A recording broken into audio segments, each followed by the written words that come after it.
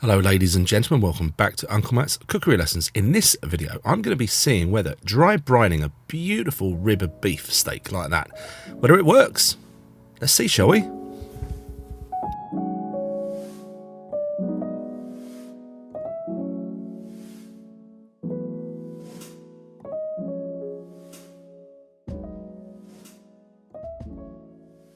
Yeah, and so this is the point of the video where I'm usually introducing the video, telling you what I'm going to do and a little bit about it, and we crack on.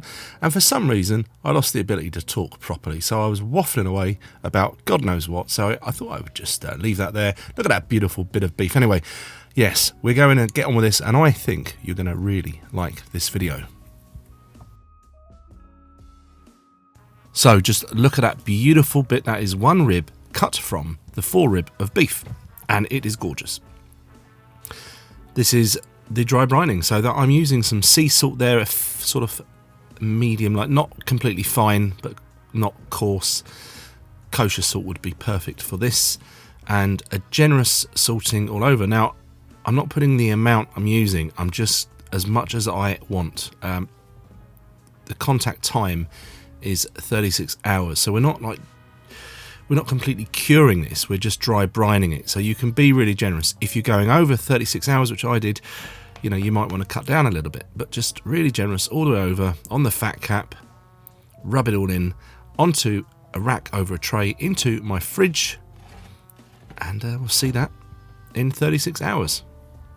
So this is 36 hours later. I haven't washed it, I haven't rubbed off the salt. The texture of the outside, the colour's changed. And I'm just trying to keep you distracted whilst I did a terrible job of tying this up. But the last time I did this, I didn't tie it, and it's sort of when I was doing the pan searing bit later, it was coming undone. So any old how, bit of butcher's twine, and try to just tie it around there and do a double knot. I think I'll just do a treble knot. Yes, a butcher, I am not. And there we go. We've got that on there. That should hold it together. That's that bit done. So leave this beef out until it becomes room temperature. That is really, really quite important, okay?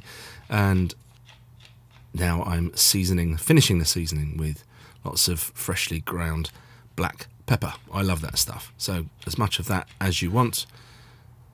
And now it's going to go into a very low oven, there's the temperature on the screen, for as long as it takes to reach a core temperature that you want. So that took around about 1.5 hours, 41 degrees Celsius or centigrade, and I put the conversion in Fahrenheit. That'll give you rare to medium rare. If you want a bit more, go up to about 45 or so and you'll get more medium.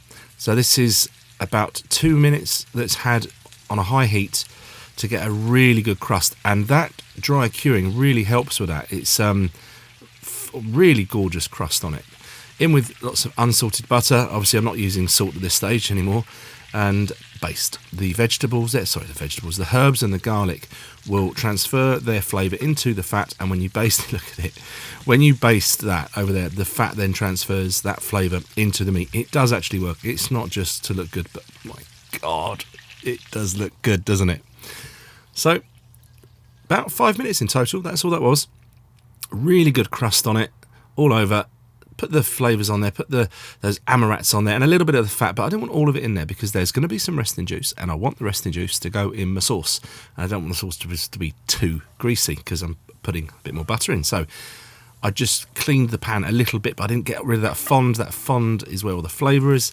That's a shallot. I put a little bit of butter in there. Those are green peppercorns. Now this is not an official how to make green peppercorn sauce or au poivre sauce video, but the technique is all there. So I like to squish those brined peppercorns a little bit with a spoon to encourage a bit more flavour.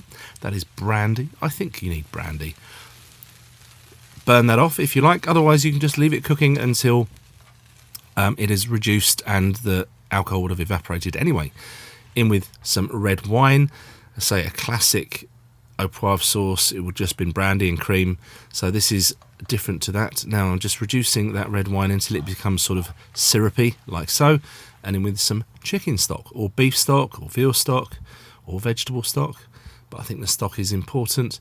In with some double cream. We call it double cream in the UK. You call that heavy cream, I believe, in the States. I'm not sure what you call it elsewhere. It's cream.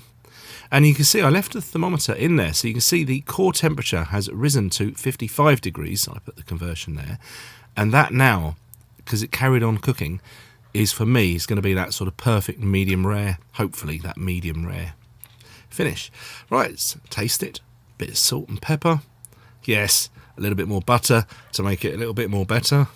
And just sort of gloss that sauce a little bit. Okay. Ready to see whether we've achieved a nice bit of beef. Always a bit nerve-wracking doing this anyway, and then especially when you're filming it and people are going to see. So I just lift it up there to remove the bone. You can see the juices running out of it. You're pretty sure this is going to be decent. It looks well juicy. Let's have a look, shall we? So I like to carve this way, and I don't like to carve it thin. I like to cut nice fat pieces like that. And let's have a look. For me, I love it. I love that. Everyone's got a different take on whether that's overcooked or, you know, whether they think it's raw. It's your personal preference. If you like it a bit less, the initial cooking a bit less. If you want a bit more, cook it a bit more. And just take a slice off. Now look at that. Oh my goodness. My mouth is watering all over again. I can't wait. Let's just rearrange this a little bit. So we're going to present this on a board. I think if you do something like this, I think it's, you know, it's a good idea to present it like something like this in front of the people so that they all get to sort of enjoy the spectacle of this thing. So I've got some mushrooms, some chips, some roasted cherry tomatoes, a little sauce boat for the sauce, and some watercress, and it's over to me for the tasting. Forgive the bomb sight behind. I have been quite busy.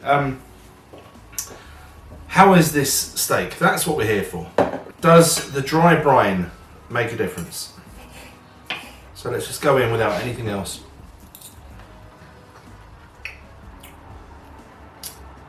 That's wonderful. That is better. That was so tender.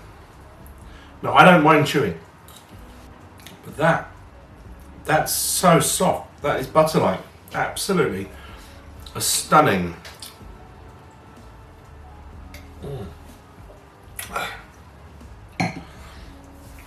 Cheers everybody. Yes, I recommend dry brining. That was 36 hours. I think 24 would be absolutely fine. I think 48 would be fine as well. I would probably leave it there. I don't think there's any need to go further than that.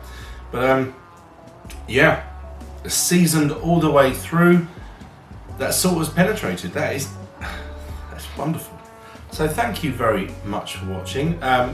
If you're new here, hello, welcome. Please consider leaving comments, thumbs up, even subscribing. All these things would really, really help my channel to grow. And I'll be very grateful to you. So I will see you in the next video coming pretty soon. Bye.